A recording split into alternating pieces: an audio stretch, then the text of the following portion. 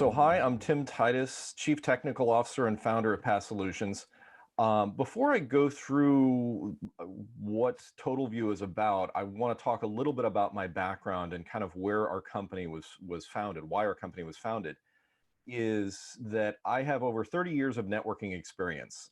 Started back in the days of Coax, ArcNet, and Novell NetWare 2.10.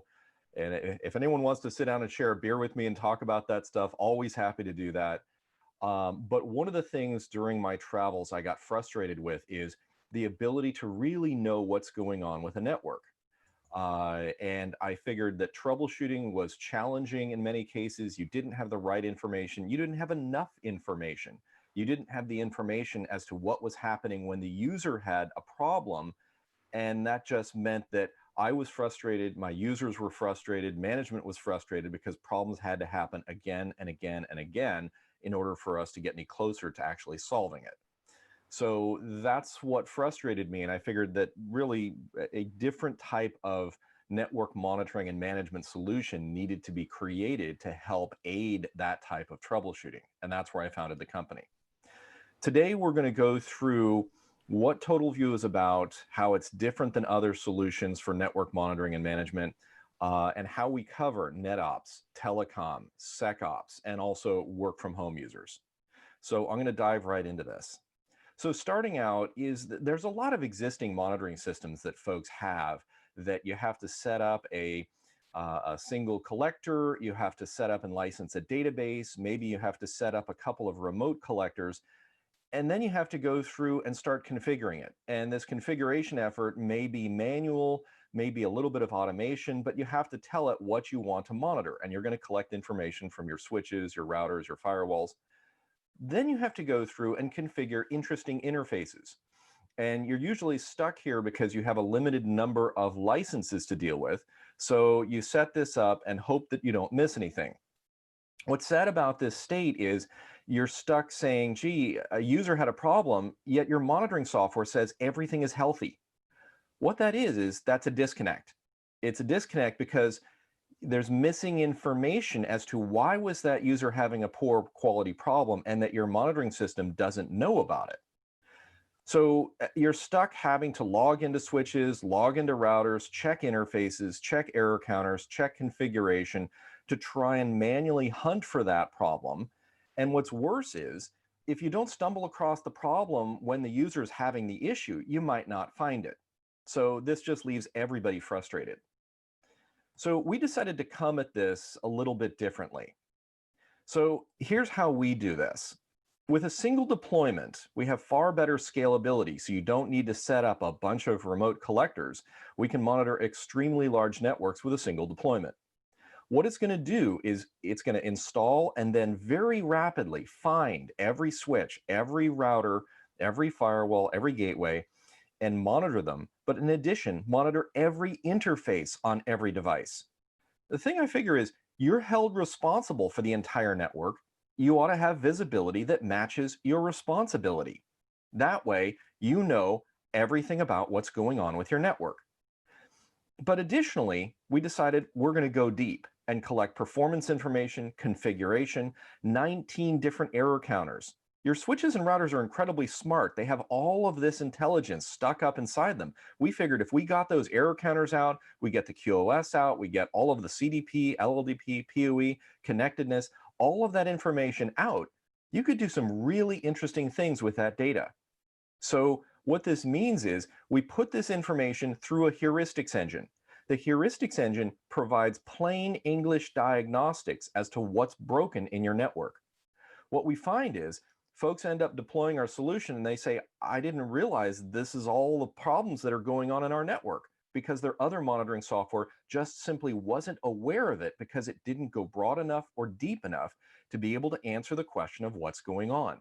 That means within the first day of deploying our software, they're able to start solving problems because they know everything that their network equipment knows.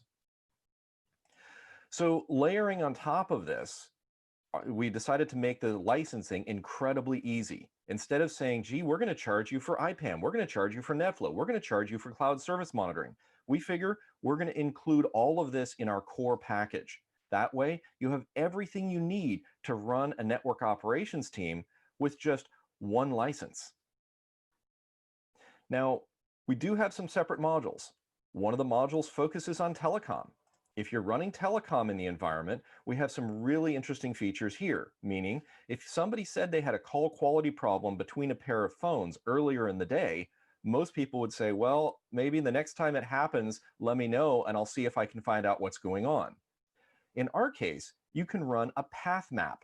What this path map does is it finds out every link, every switch, every router used between any two IP addresses, and then shows you here's what happened along this path at any point in time. Thus, that call that was bad earlier in the day at 2:30, you look at it and say, oh, we were dropping packets out of the high priority queue on the MPLS edge router and dropping packets due to a bad station cord on the far end. Thus, you have the root cause answer of what caused that call to be bad and can get it resolved. Additionally, we have the ability to simulate phone calls, full end-to-end testing. So you can run this on a PC and say, I'm going to test any switch, any router, any gateway, all the way up to a phone or another PC to find out where do we have latency, jitter, packet loss, out of order packets, or loss of DSCP tag. So a lot of flexibility in being able to do end-to-end tests. Additionally, we have full visibility into QoS queues, so we can tell you how the queues are configured and how they're performing. SIP trunk monitoring, we can locate all your phones, we can trigger alerts if people move phones, so everything you need to know about your VoIP environment. We have another module that focuses on Secops. Our Secops module takes a lot of the core information and says, let's make this easy for security folks. The first thing we cover is SOAR. So if you have a SIM or an IDS that says, hey, we found suspicious activity on this IP address, go research it. Most folks, they pull out a playbook that might be 30 steps long. They might have to have 7 different tools involved, and it's just going to take forever to research that. In our case, we figure this is going to be incredibly easy because you put the IP address in, and we're going to tell you, here's where that device is plugged in. It's connected to this switch, this interface, this VLAN. And we can tell you it's a Dell computer running Windows 10. We can also tell you who's logged in and what their rights are so that you understand a risk profile of how bad this could be. We're going to tell you what's running on that box and who it's communicating with and how. And we're going to give you a risk profile of that communications. The very last thing we're going to allow you to do is make a choice. Do you want to quarantine this? Now, if you had all of these indications of compromise in one tool in front of you, within 60 seconds, you'd say, yes, quarantine this. That means you respond to these incredibly rapidly because you have all of the information pre-compiled in one solution. That means you reduce dwell time. So that's what we do for SOAR. There's a lot of other features we include in our Secops Manager product. Another one is OS vulnerability detection. We synchronize with NIST every 24 hours to determine what are the published vulnerabilities on these switches, routers, gateways, and firewalls. That way, instead of having to have a secondary product do scanning and fingerprinting that you only do once a month, this is a daily check as to what's going on. Additionally, we have policy monitoring. Let's say you have a high security database that should only be accessed by a set group of users, and you believe that you have your firewall policies in place where nobody else should be able to access this. Well, we can monitor the policy. It's like a belt and suspenders. Monitor the policy to make sure that no unapproved communications occurs. If 3 months later this communication occurs, it's immediately going to trigger a policy violation alert so that you know, hey, your firewalls aren't matching up with your policy because there's some communications happening that are unapproved. Additionally, a lot of folks running security, they have a problem with understanding what's on their footprint. So we have a global footprint search. The benefit here is if you're reading a security news feed and you say, hey, there's a vulnerability for AudioPhone 335s. Do we have any on the network? I think we have some. I'm not sure. Didn't we decommission those? I don't remember. With one search, we're going to tell you, yes, you have 3 of them, and here's where they're connected. Additionally, new device detection. Some mystery device pops into the network. Within 5 minutes, we're going to be able to tell you, here's what it is, here's where it's connected, Here's who it talks to, and here's what they're doing. Do you really want this on your network? Yes or no? That way you have control of what connects to your network. So our Secops Manager product is layered on top of our core product. It includes geographic risk detection, rogue device monitoring, exposure monitoring, and it's going to tell you about all of your IoT devices. The last area we're going to cover, and this is something that's very appropriate in today's day and age, is remote worker troubleshooting. A lot of folks are burdened with the fact that they have remote workers that they have to try and help them out, because if you have an example, you have a CFO who's working from home and they're saying, hey, I'm just having poor quality meetings. Help me out. You can't say, good luck, go call Geek Squad. So let's scope the problem out. You have the internet component, you have the Zoom team cloud server component, you have a headquarters component, and you have the user's home office. There's some unknown brand of firewall, some unknown access point, and you have their laptop.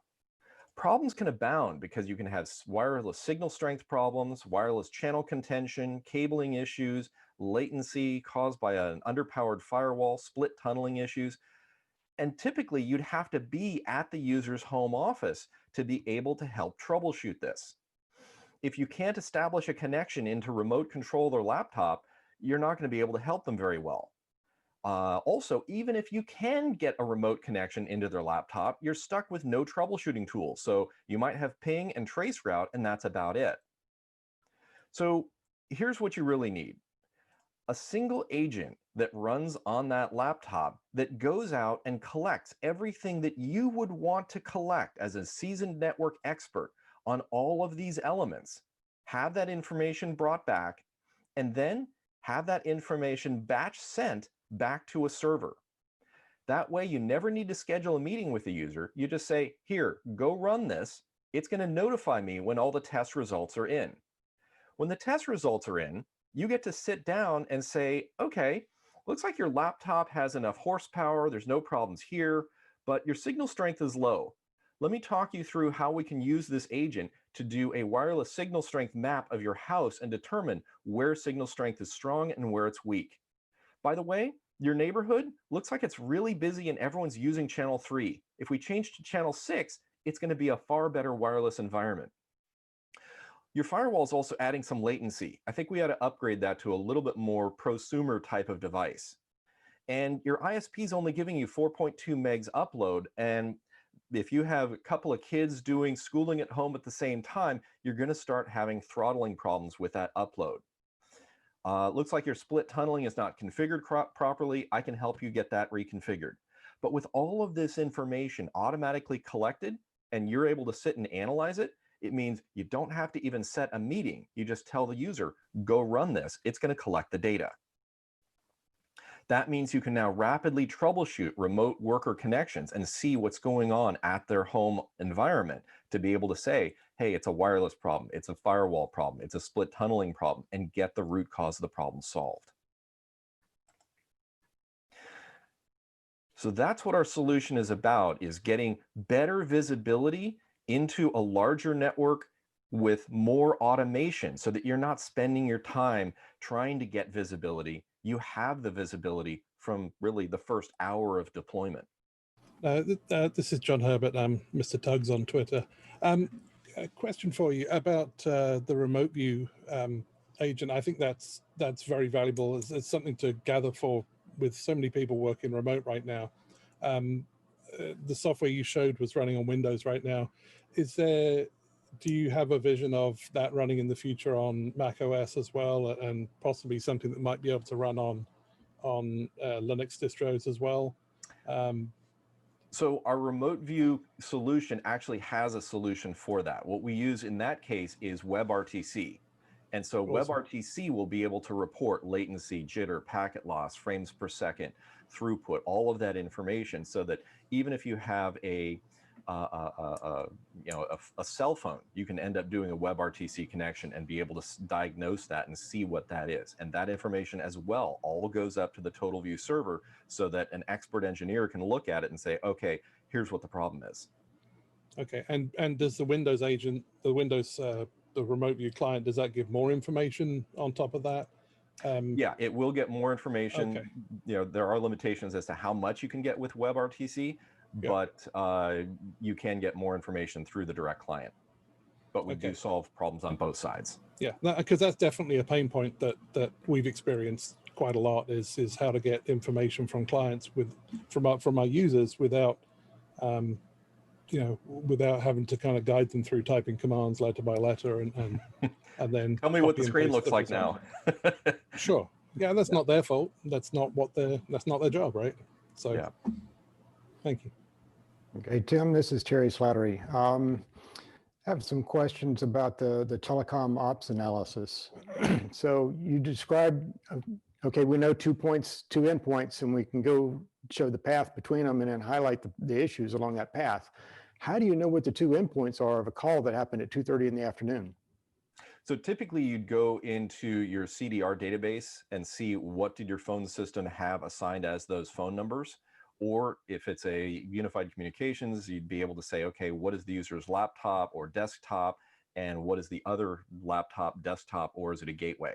So there are ways of finding out that information. We don't dip into CDR because really what we found is over the past number of years is it used to be very simple. You had a small handful of vendors that provided CDR and you could dip into that data. But nowadays with a lot of the, Ring Central 8x8 and 40 other companies that are out there, we couldn't build an API big enough to be able to support every single one of those. So we figure if you log into your phone system, find out what the IP addresses were assigned, at that point, we do the hard work of saying, here's the path between those, and here's what happened along that path. Okay, I was going to go next to it. Okay, is there an API that we can use to automate that process? Thank you for proactively addressing that. So answering the API a little bit further is our entire front end of our product is all done with RESTful JSON. So if there is a piece of data you want to do or an interaction you want to do, we have an API for all of that. So that way integration can be done pretty quickly and easily. Yeah, speaking of API, how easy is it to export the inventory since you know all the devices? All right, I need to go and validate that against what I'm being charged for maintenance. Yep, so we have full inventory, including blades, chassis, serial numbers, software versions. So all of that information automatically collected. Great, thank you. Hi, Tim. This is Tom Green. I have a question about using this tool in a virtual environment. Is the tool able to trace back to the interface and tell which virtual machines might be causing issues or having problems inside of a virtual environment? Or does it just stop at the physical switch? So it does stop at the hypervisor, at the physical switch. We are adding, that is in our roadmap, as you very well guess, is that, have you been seeing our top secret documents? That is in our roadmap that we are going to be adding support for virtual switches with our next release. Because effectively taking that very last step beyond the physical environment into that virtual switch is something that we're currently missing, but we definitely see as important. Pete Wilcher, Net Craftsman. I have a couple of follow-up questions. As far as the inventory, do you do any kind of end-of-life analysis? We don't. What we're looking to do is work with the various players that are out there, Cisco, Extreme, Juniper, work with them and get into their API. So that is something we're investigating currently, is be able to get into their API to be able to fetch that information and match it up. Because you're right, if we provide a spreadsheet saying, here is every serial number of every device, then you have to go match that up with the vendor. And we figure, okay, then the next step beyond that is have that automated. So we are moving in that direction.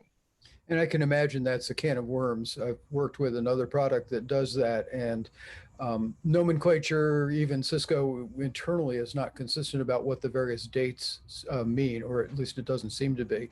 And so that can be a challenge of, okay, this is end of sale, but not end of extended sale. What exactly is that telling me? Yeah, it takes a little bit of fuzzy logic to try and match some of that stuff up as well. After listening to you a couple of times, I kind of got the feeling that you monitor 19 error measurements for interfaces, probably other measurements for interfaces, and QS probably per interface. and that can be a can of worms across different vendors. I imagine that gets a little interesting on the coding side. But my question is, what other variables are you not mentioning that you do monitor? CPU, for instance, memory? CPU, memory, PoE, both at the chassis level as well as the port level, spanning tree information, traffic levels. Yeah, in one sense, part of our frustration as a company and as engineers when we founded this is that the information's out there, and if you have to resort to 90% of your life is go to the CLI and check something, then your monitoring software has failed you. So what we figure is anytime you can save a trip to the CLI and say, hey, here's something important you should be aware of. Do you realize that you're about to reach your PoE limit on this chassis? Do you realize that you just had a spanning tree topology reset and that's what caused a glitch in the Milwaukee office? It's all of this sort of automated collection, analysis, and that's the part that we figured really was missing from the market is if you have piece A collected and then you go manually configure piece B, you have to put those together. But if we automatically collect piece A and piece B, any seasoned network expert would say, hey, wait a minute, when these two things happen, what you have is you're sitting on the full duplex side of a duplex mismatch. So we give you a plain English answer saying, this is what is actually going on, so that you effectively are spoon-fed the solution. The benefit to this is that junior level technicians can now solve problems that typically would have to be escalated to a senior level engineer.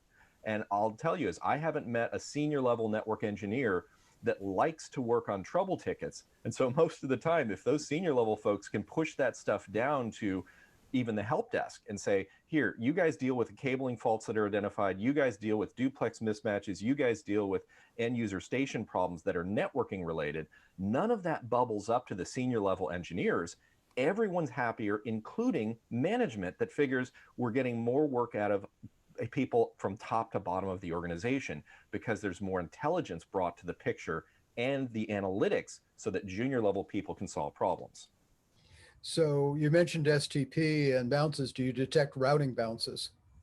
We do pull all the routing tables. We do analyze the routing tables for the path mapping. As far as route path changes, we can trigger alerts on route path changes. But as far as a full topology change, in some senses, I'll say we don't do advanced alerting on topology changes, just route path changes. That would be hard. I was thinking more neighbor loss, like you have an unstable neighbor. Yeah, we could trigger an alert on that. And some of that stuff would be in syslog. I know you have a syslog collector. Are you doing textual analysis to pick up stuff like that, or?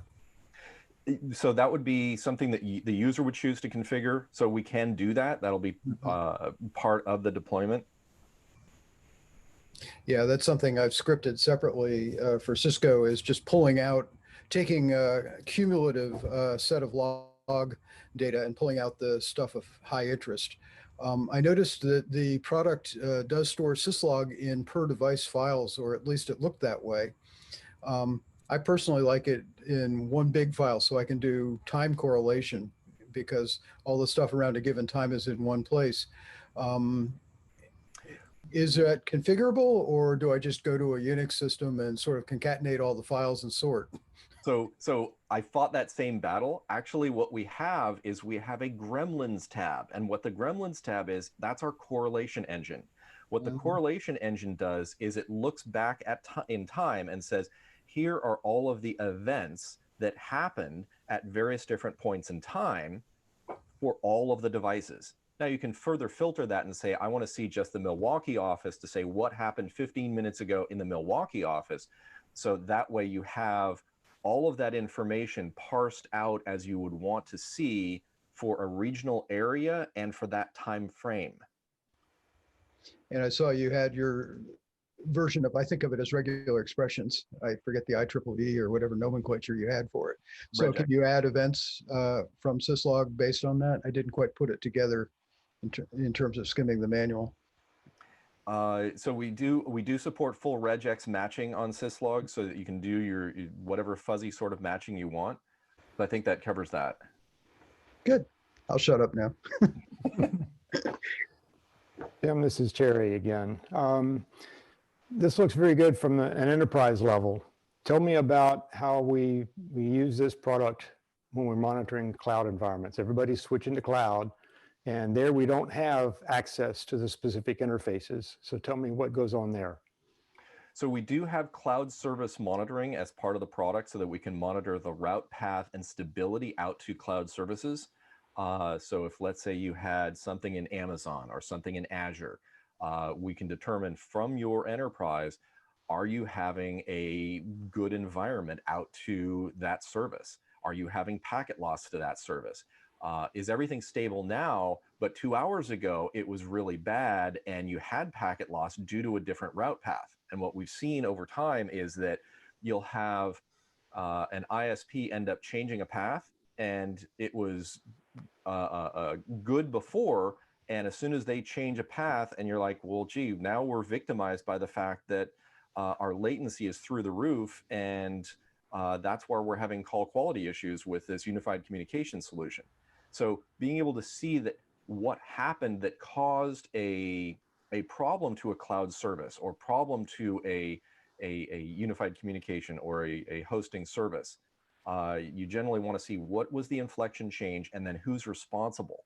And so we're able to show, is it the cloud provider's network? Is it your backbone, the backbone of the internet? Is it your ISP's fault as to who made the change along that path and what was the effect? Was it a latency, jitter, or packet loss effect?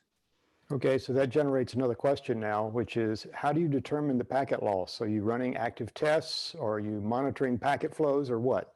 Yes, so we're doing active tests out to those. I guess, as you mentioned, packet flows. So we don't capture packets, but our data sources for all this information is SNMP, NetFlow, syslog, and some WMI. And so those are our data sources. And with that information, if you think about it and say, boy, what I could do with all that information properly analyzed, you could solve all sorts of problems. And so we figure if we get that information together, have it automatically collected so that you're not out saying, gee, I need this OID off this device, this OID off of this interface, this OID here, I need this syslog over here. If you had all that information brought back to a single solution that would analyze it and say, here's what's going on based upon all of these clues, you could solve more problems. Right. I really like the approach of just automatically going out and discovering what's on the network and automatically deciding to start polling them, and already have the system set up to poll the interesting data that we know we need. That takes big load off of installing and getting the system operating. Easy button. So, exactly. So that's probably a segue to the question that I wanted to ask, which was, so I have a whole big variety of stuff on my network from vendors A, B, C, and D, and a whole variety of different equipment. Now, normally in my network management systems, I'm having to install these evil MIB things. Obviously, the problem with going and discovering everything automatically is you have to have a product that either has all the MIBs in it already, hopefully, or I have to be able to provide something. Otherwise, you can't populate your inventory in a way that's meaningful. You can't get the software versions because you don't know where to look. There's some commonality between them, but depressingly less than we'd like. How do you approach that? And I assume that you can add custom MIBs for somehow. I mean, do you avoid that by sticking with kind of, well, we do MIB2 for the errors, and we, sticking with common MIBs kind of thing? Well, you can't even stick with just MIB2 for stuff because there's 6 different places inside of MIB2 that you can get various pieces of information. So that doesn't even work. Yeah. What we have is, since our company's been around for well over a decade now, is we've built automated collection templates based upon device OS. So for example, if you have a Cisco iOS-based device, what we're going to do is say, oh, we know how to talk to a Cisco iOS-based device. You probably support these MIBs. Let's go try and collect this information. And we determine, did we get back valid information? If so, we can bring that back and normalize it. oh, this is a Cisco Nexus switch. Okay, we know how to talk to Nexus and all of the weird SNMP bugs and defects inside of Nexus. Here's how to get that information. So what we've done is we've followed various different code lines of manufacturers to pull that information, bring it back, normalize it so that you can run your network and say, I don't care what equipment is on here, I have that information. Then at the very end, there's a default that we drop down to, and that default is we can pull information off of an old 3-com switch that's 20 years old. So we can still get data off of either unknown or non-templated devices. Okay, and presumably if there's something that is not pulling the hardware information, the models, the serials, and so on, that's then something that you just come back and go, hey, help with this, and then that gets retemplated and added into a future version, that kind of thing. Yes. Well, okay. So first thing is I want to be very clear. None of this, no data goes up to our cloud server. Sure. I think with the recent security problems, people are wondering, gee, what sort of external communications does this thing have? And I'll tell you, is we have 4 published, external communications, and those can all be shut down if you want to. So very limited amount of external communications. As far as being able to pull information off of weird devices, I'm going to say, and I'll dare use the word, there's a bit of a feeling out process. And the feeling out process is the exploration of saying, do you support this MIB and can we get good data back from it? And if we find NXOS, okay, then we can make certain assumptions and shortcut that feeling out process. If we don't find NXOS in the description, then we're still going to feel it out to say, are you a Cisco device? Do you support Cisco PoE, because that's in a different location than the rest of the world's PoE? Do you support a routing table, and do you support it this way? So that feeling out process automates all of this. Mm-hmm. And again, this is the frustration, is every network engineer, when you start a new job at a new company, the first thing you have to do is say, well, I have to configure my monitoring tool to get the information off of these devices. Yeah. And you figure, oh, wait, I'm now working in an extreme environment and I have to configure this for all extreme. And you spend days or weeks trying to get the data. And I figure that time shouldn't be lost. If there was a tool that automated that whole process of collection and the analysis, then you could end up saying, gee, within an hour of deployment, I have information about what's working and what's broken. And I also have an instant understanding of everything on the network and what they're doing. Oh yeah, huge win. So thank you for your time. If you want to find out more about our product, go to www.PathSolutions.com, and we have videos and other materials, as well as a demo sandbox you can play around with the product.